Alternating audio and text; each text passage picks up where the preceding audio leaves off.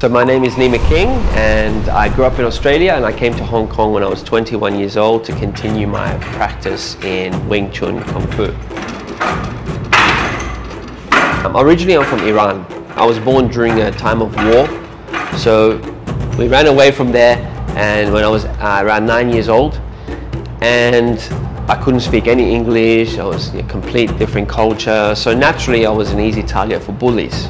Therefore, I really wanted to learn how to defend myself. So back then there was no internet, we had the yellow page books. My thinking was, whichever has the colorful advertisement and the biggest advertisement, they must be doing well in business. So just by luck I found Sifu Jim Feng's Wing Chun Academy, and then I started, and I was 14 years old at the time. In 2003 I met Choi Shantin. He came down to do a seminar. At that time I was doing bodybuilding, I was doing lots of Wing Chun. I was already a Wing Chun teacher. I had that kind of young mindset of, okay, fighting is about strength and about, you know, blood, sweat, all this kind of stuff. And the first interaction I had with him, I was very impressed because he wasn't about that. He was extremely powerful in terms of what he could do, but he was extremely humble. You know, always a big smile. If you bow to him, he will bow back. He was very respectful to other people and kept to himself. He wasn't like that, you know. So it changed my thinking towards what a man is like and what a tough person is like, what someone that has real power is like. And then during that seminar, he asked for someone to come up to demonstrate on. I put my hand up and I went up. I held my hand and he put his hand on top and he said, try to stop me. So I held very strong.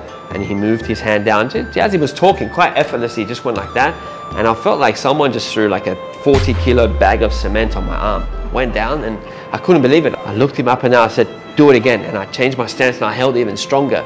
And then he sort of looked at what I did, he smiled, and then this time he did it from maybe about 2 or 3 inches away, quite fast, and he nearly hit me to the floor. I felt like my body would just drop down from there. It was like what you would see in the movies. It was mind-blowing. And right then and there, I decided I need to follow this man.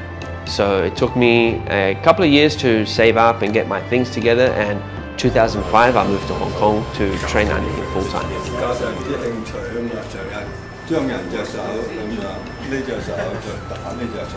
This is Yip Man School in 1955. So this is Yip Man. This is the first student of Yip Man, Long Sheng. Lok Yu is the second student, and my teacher, Choi Shantin, was the third student. He had a couple of students that he took on as his direct students, only two Americans. One of them was in the very early days, in the early 1960s. He asked Yip Man for permission. He said, can I teach this foreigner? And Yip Man said, yes, you can.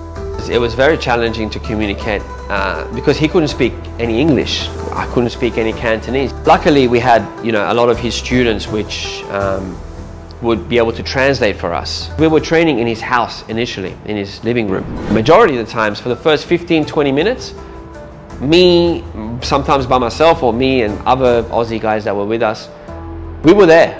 So it's like, you can't talk, you can't communicate. So we're just standing there practicing, and he was walking around, and he was, through tactile teaching, through touch, through gestures of not this and this, he would show, you know, he would show the difference. So I think in some ways it was beneficial not to be able to communicate in the beginning. It forced us to be able to feel it and understand it through feeling rather than through concepts. In 2008, we opened this school here.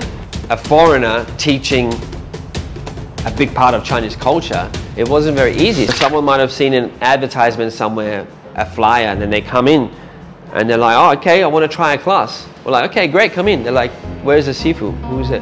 We're like, you're looking at him. They're like, you?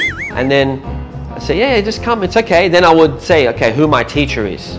Then they start to see, okay, it's a very legit lineage. Within minutes, as soon as I touch hands with them, I say, okay, feel this, feel the difference here. And as soon as I touch hands with them, they say, okay, this is very special. And then it didn't matter what I looked like. It didn't matter if I was Chinese or foreigner. The story starts with Yip Man moving. Wow, Wing Chun, I had to do that. I discovered this school on the online session. 5 years after, I have to come here. I left everything behind me to come here. I started Wing Chun in the UK about 9 years ago. Someone came in that had done CST Wing Chun, and I touched hands with him, and he could just, I couldn't do anything.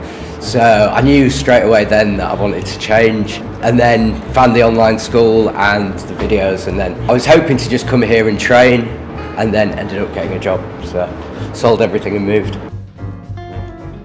I've been teaching this for a long time. I've been teaching this for Wing Chun in general for like 24 years now, 25 years now. In Wing Chun, one of the key principles that maybe other forms of Chinese Kung Fu don't have is the concept of center line. The idea of center line is to be able to feel and interconnect your whole body. Once you feel and interconnect the whole body, you project with your intention, you project the energy of the body into a point. I think in terms of the way I explain, let's say, these concepts that I describe now, each person, each student is a different puzzle. Some people are stressed, some people you need to give them the answer to the question. Some people have back problems, some have balance issues. So how you explain the same concept or the same idea to each different person must vary.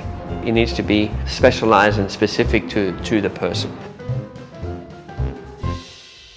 There's a lot more Chinese weeks in international schools in Hong Kong now. Usually for Chinese week, they need someone like us to go there and share Chinese culture in a fun way with the kids. And there are groups that I'm now associated with, for example, the Hong Kong Wushu Association. Now with what this association is doing and what we're trying to do, I think I'm confident that Kung Fu will be preserved in Hong Kong.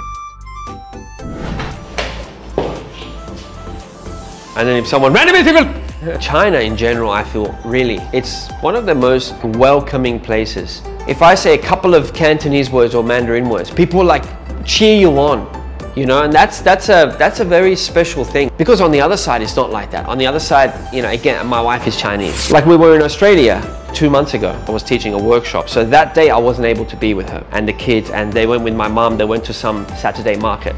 And she said she had 2 experiences of racism in that day. I've never felt that in that sense, you know. So no, Hong Kong was, from day one, was very welcoming. You know, people were great, easy to communicate, easy to get by. Even before we couldn't say anything, we couldn't communicate, and in Mong Kok and stuff, some of them don't speak English. But you go to a restaurant, seriously, and we say, oh, we want noodle, and they're like, oh, noodle, and they were saying stuff, and we're like, moo, we're like, cow, cow, cow, oh, cow, cow, yeah, okay, so they bring the beef noodles, you know, and we're all laughing, you know, and it was a very like a fun thing, you know, so we didn't feel not welcomed, you know.